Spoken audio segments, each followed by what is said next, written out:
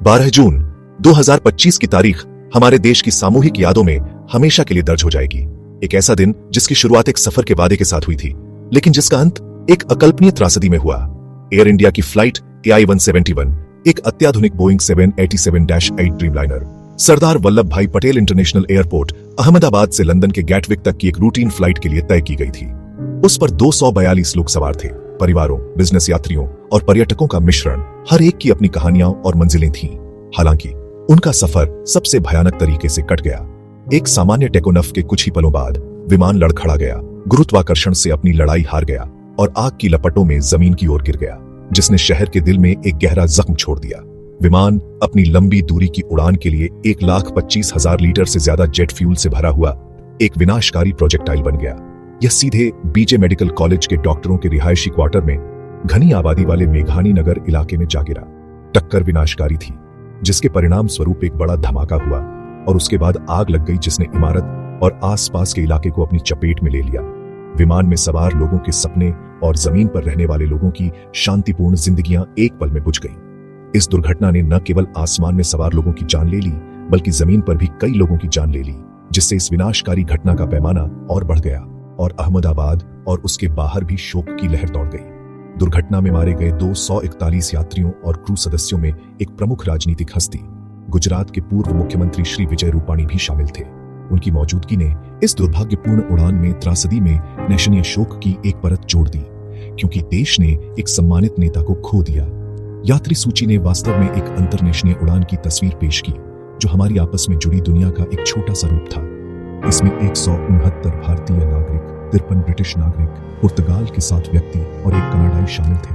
प्रत्येक एक परिवार और एक समुदाय का प्रतिनिधित्व करते थे, जो अब गहरे दुख में डूबे हुए थे।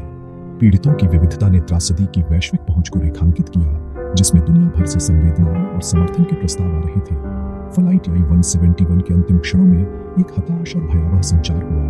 अहमदाबाद में एयर ट्रैफिक कंट्रोल को टेक ऑफ के कुछ ही सेकंड बाद पायलट से एक संक्षिप्त "घबराओ ही मेडिकल मिला" की मदद के लिए एक पुकार थी, जो लगभग तुरंत ही शांत हो गई, क्योंकि सभी संपर्क टूट गए।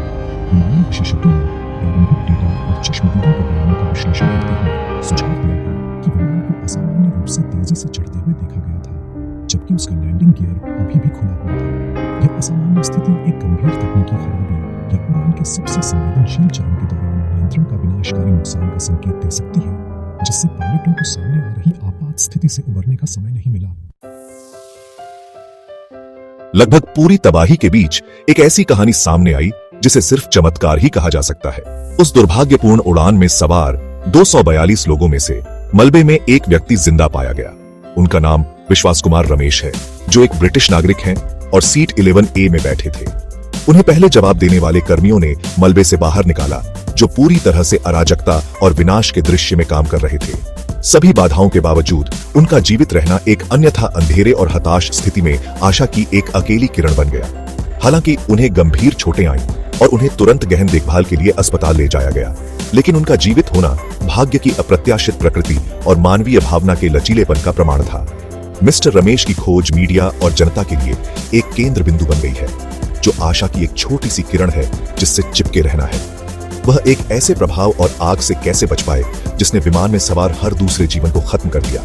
यह एक ऐसा सवाल है जो विशेषज्ञों और आम लोगों को समान रूप से भ्रमित करता है। विमान में उनकी स्थिति, उनकी सीट की स्थिति पर दुर्घटना की विशिष्ट गतिशीलता और शायद सरासर अकथनीय भाग्य ने भूमिका निभाई होगी। उनकी ठीक होने की यात्रा लंबी और कठिन होगी, शारीरिक और भावनात्मक दोनों तरह से, क्योंकि उन्हें भारी नुकसान और अकेले जीवित बचे होने के आघात से जूझना होगा। राष्ट्र उनके ठीक होने की प्रार्थना करता है, उन्हें आशा के प्रतीक और उन दुखद रूप से खोए हुए जीवनों के जीवित बंधन के रूप में देखता है। विश्वास कुमार रमेश की कहानी एक शक्तिशाली अनुस्मारक के रूप में कार्य करती है कि भारी त्रासदी के सामने भी जीवन बना रह सकता है। उनका जीवित रहना नुकसान के पैमाने को कम नहीं करता है, बल्कि एक अलग दृष्टिकोण प्रदान करता है, जीवन जीने की अविश्वसनीय इच्छा का एक प्रमाण। 241 पीड़ितों के परिवारों के लिए एक जीवित बचे व्यक्ति की खबर भावनाओं का एक जटिल मिश्रण ला सकती है।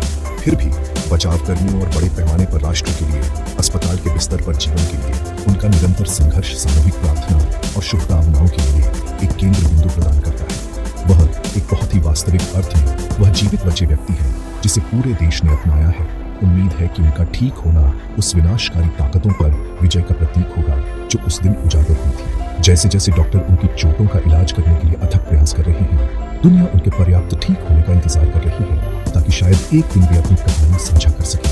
हालांकि उनकी गोपनीयता का सम्मान करना और उन्हें अपने गहरे शारीरिक और मनोवैज्ञानिक घावों से उभरने के लिए जगह देना महत्वपूर्ण है, लेकिन उनका विवरण संभावित रूप से उड़ान के अंतिम क्षणों में मूल्य अंतर्दृष्टि प्रदान कर सकता है।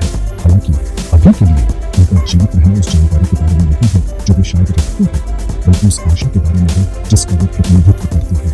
और मेघान नगर का चमत्कार है एक ऐसा व्यक्ति जिसने मौत को तब भी चुनौती दी जब यह लगभग निश्चित लग रहा था, और उनका अस्तित्व इस दुखद घटना से घिरे अपार दुख का एक मार्मिक प्रतिरूप है।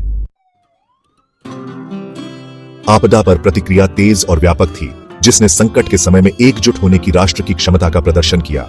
दुर्घटना के कुछ ही मिनटों के भीतर स्थानीय आपातकालीन सेवाएं घटनास्थल पर पहुंच गईं, जिसे जल्द ही राज्य और केंद्र सरकार के प्रतिक्रिया तंत्र की पूरी ताकत से मजबूत किया गया। नेशनल आपदा प्रतिक्रिया बल की 6 विशेष टीमें और भारतीय सेना के 130 सैनिक घटनास्थल पर तैनात किए गए। उन्हें एक कठिन कार्य का सामना करना पड़ा। 1. विमानन ईंधन से भयंकर आग से लड़ना। 1. एक अस्थिर और खतरनाक वातावरण में जीवित बचे लोगों की तलाश करना। 1. और पीड़ितों के अवशेषों को सम्मानपूर्वक बरामद करना।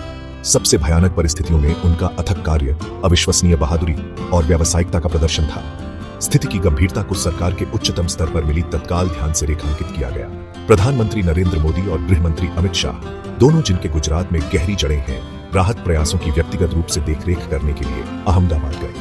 उन्होंने नुकसान का आकलन करने के लिए दुर्घटना स्थल का दौरा किया और पीड़ितों के परिवारों से मुलाकात की, संवेदना व्यक्त की और सरकार के पूर्ण समर्थन का आश्वासन दिया। जमीन पर उनकी उपस्थिति ने प्रभावित परिवारों और राष्ट्र को एक शक्तिशाली संदेश दिया कि देश का नेतृत्व उनके दुख की घड़ी में उनके साथ खड़ा है, जवाबदेही और त्रासदी के बाद सभी संभव सहायता का वादा करता है। कॉर्पोरेट जिम्मेदारी के एक महत्वपूर्ण संकेत के रूप में एयर इंडिया के मालिक टाटा समूह ने दुर्घटना से प्रभावित परिवारों को तत्काल सहायता प्रदान करने के लिए आगे कदम बढ़ाया। कंपनी ने एक पर्याप्त मुआवजा पैकेज की घोषणा की, जिसमें प्रत्येक मृतक यात्री के परिजनों को 1 करोड़ रुपए प्रदान करने का वादा किया है। इसके अलावा टाटा समूह ने घायल लोगों को सब कुछ हादसा खर्चों को कवर करने के लिए प्रतिबद्धता जताई, जिसमें जीवन बची, विश्वास और सक्रिय और तैयारी प्रतिक्रिया की व्यापक रूप से प्रशंसा की।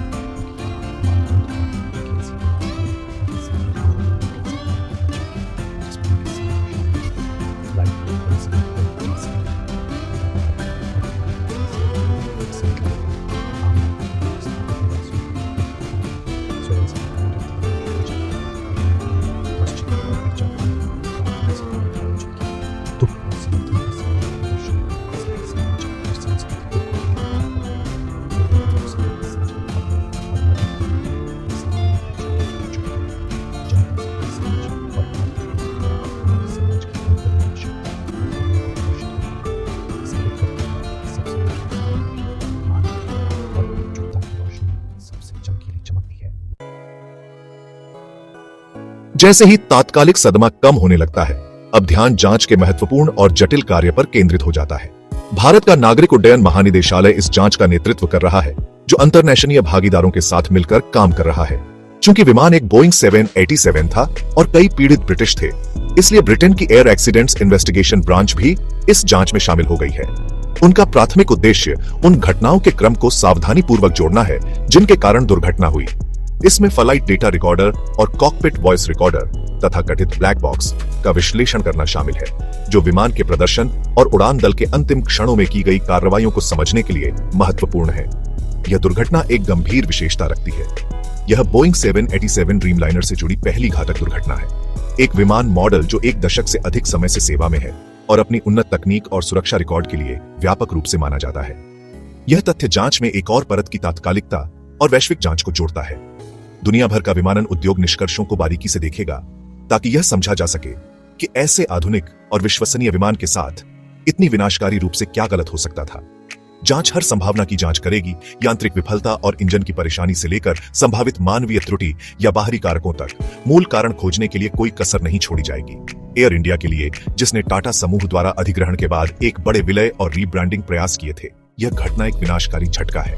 एयरलाइन नवीनीकरण के पथ पर थी, एक नए लोगों, नए विमानों के लिए एक बड़े ऑर्डर और अपने मौजूदा बेड़े को फिर से तैयार करने के लिए $400 मिलियन के कार्यक्रम के साथ AI-171 की दुर्घटना इन प्रयासों पर एक काला साया डालती है और सुरक्षा प्रोटोकॉल और रखरखाव के बारे में मुश्किल सवाल उठाती है। चाहे जांच का अंतिम परिणाम कुछ भी हो, जनता का विश्वास फिर से बनाना एयरलाइन के लिए एक बहुत बड़ी चुनौती होगी। एक ऐसी चुनौती जिसके लिए पूर्ण पारदर्शिता और सबसे बढ़कर सुरक्षा के लिए एक प्रदर्शित अटूट प्रतिबद्धता की आवश्यकता होगी। निष्कर्ष में अहमदाबाद हवाई आपदा एक गहरा नैशून्य त्रासदी है जिसने देश पर एक अमिट निशान छोड़ दिया है। विमान में 241 और जमीन पर और अधिक लोगों की जान का नुकसान एक दिल दहला देने वाली वास्तविकता है जिसका हमें करुणा और संकल्प के साथ सामना करना होगा। जैसे ही हम मृतकों का शोक मनाते हैं और एकमात्र जीवित बचे व्यक्ति के ठीक होने की प्रार्थना करते हैं, हमें जांच प्रक्रिया में भी अपना विश्वास रखना चाहिए। इस दुर्घटना का कारण खोजना दोषारोपण के बारे में नहीं है, बल्कि यह सुनिश्चित करने के लिए महत्वपूर्ण सबक सीखना है कि ऐसी आपदा फिर कभी न हो। फ्लाइट AI-171 के पीड़ितों को हम सबसे बड़ी श्रद्धांजलि दे सकते हैं, वह है हमारी आने वाली सभी पीढ़ियों के लिए अपने आसमान को सुरक्षित बनाना।